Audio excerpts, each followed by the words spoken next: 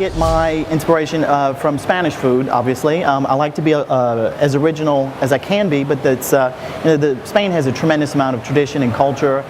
They too are incredibly enthusiastic about food and seafood in particular.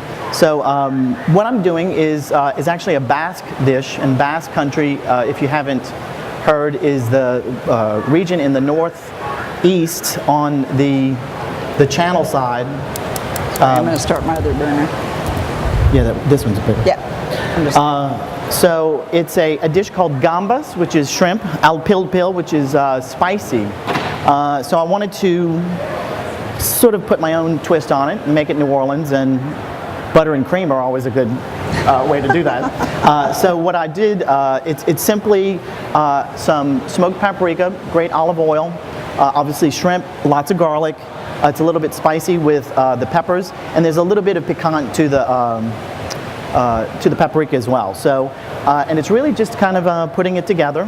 Never used this. This is different than regular paprika. This is, it's actually called pimentón, and it's a Spanish, very smoky paprika. If you've ever eaten chorizo, like Spanish chorizo, that's the flavoring in there, and it's just delicious. It's really, to me, it's very unique flavor, and one of the really true flavors of Spanish cooking.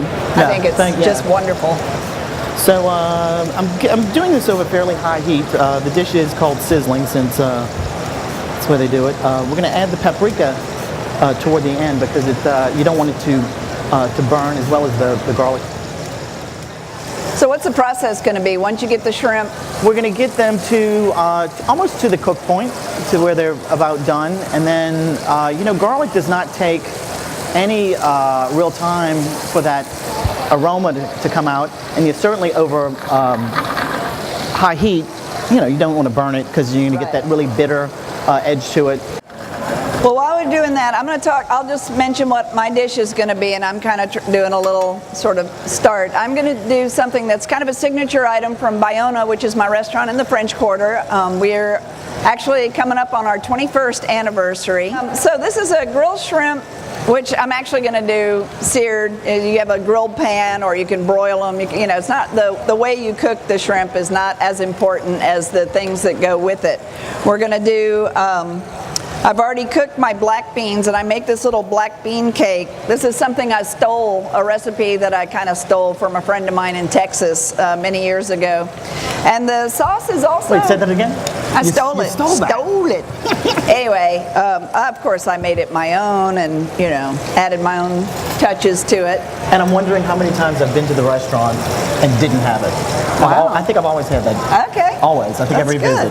Well, the sauce is a little bit kind of Spanish-y too, because it uses all those coriander and sherry spices. vinegar, white wine. I also use coriander seed, which is kind of an unusual thing. I don't think a lot of people in the United States use coriander seed a lot. It's used a lot in Mediterranean cooking and Indian cooking, but it's really delicious. And I don't know, I did this little kind of like a little sensory pass around thing. It may not last too long, but coriander is the seed of what we know as cilantro, fresh coriander.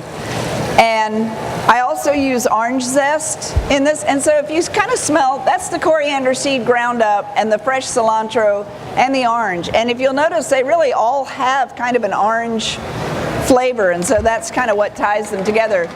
When you pick fresh cilantro right out of the garden, you'll smell a very strong citrus smell. All right, tell us what you're doing. I'm actually just getting this to the point where I can, it's now going to be where I want it. I just want to get the... All right, so you added the garlic. I added the garlic. It got right to that sizzle point, and I lowered the heat a bit. I'm going to go a little bit further. And I see cream. What else was in there? Traditionally, the dish is without cream. I wanted to kind of bump it up. The cream is sort of the substitute for butter. Yeah. So, now, is that sherry right there? Yes. So that's what I'm going to fit. Did you already put sherry in it, or is that at the end? Okay. I'm getting this to the point where it's to that thick point, and then I'm going to do a tiny bit of lemon juice to kind of give it a little more zing, and then this nice sherry. So that's going to give me the cream. It's not going to be too cloyingly thick. And then we're going to take the shells and then just sort of assemble it. And when does the pimenton go in there? Is it already in? The pimenton? The paprika is already in there? It was first the garlic, the paprika, and the peppers. So that all came together, and then we're going to give it a little twist. It smells so good. I know, I'm getting this coriander orange. So I think I'm going to go ahead and just assemble, and I'll put some attention on your dish now. All right. This is a 3-part dish. We've got the shrimp. Where'd I put them? They're here.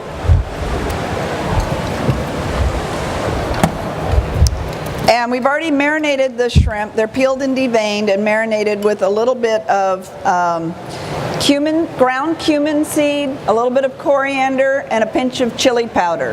And we do, it's just a light marinade. You don't want to mask the flavor of the shrimp. So it's just to give it a little interest. And then the longest part of this dish is cooking the black beans. And what we do is we cook a big pot of Cuban black beans.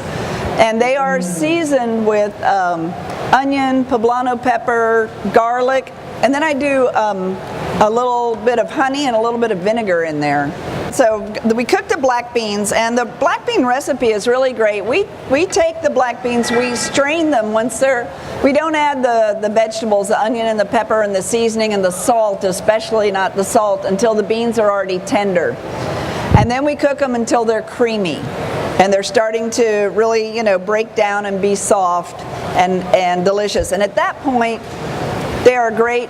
You can make the black bean cake, which we take them and drain them and puree them in a food processor and make like little mud pies with them, which are these.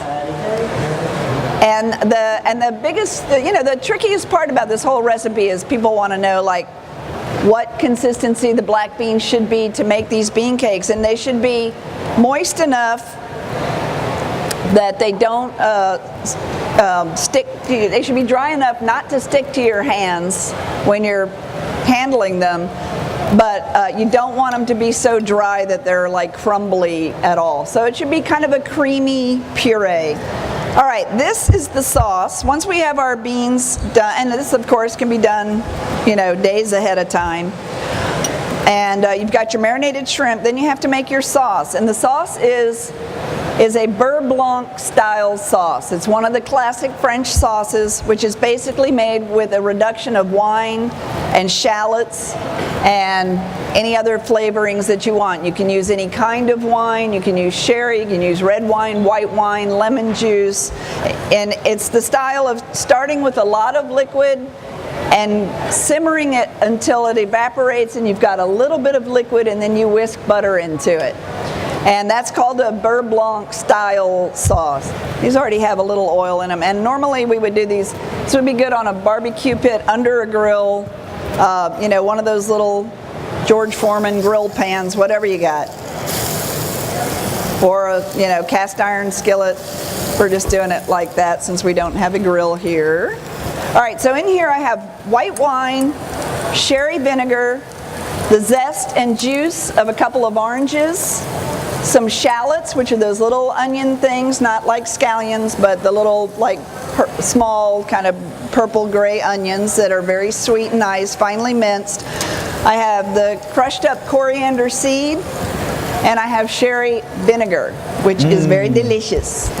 And then we got a pretty good reduction here. So then you're gonna whisk in butter, but since we don't have a whisk, I'm going to stir in butter, but it'll still work, because as long as you've got like a little boiling action, you're okay.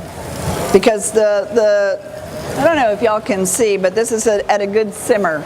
So as long as it's doing that, it's still going to work. I'm just going to take this butter and I'm just going to whisk it in, and the bubbling will act almost like a whisk.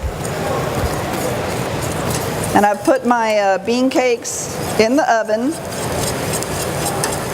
And when you're working in the butter, you need to make sure you do it a little bit at a time so that you keep the temperature really constant. And this is something that you can do just in a saute pan. You can cook 2 pieces of fish or some shrimp and take the shrimp out of the pan and just throw some white wine and lemon juice in there and a little bit of garlic, and then, you know, swirl a little butter in it. It's the same basic idea. All right, and then the other thing that we do is we take our little bean cakes and I'm going to move this here. We dust them lightly with flour. Just give me a little squirt. And we're just going to throw it in there. And you get a little saute.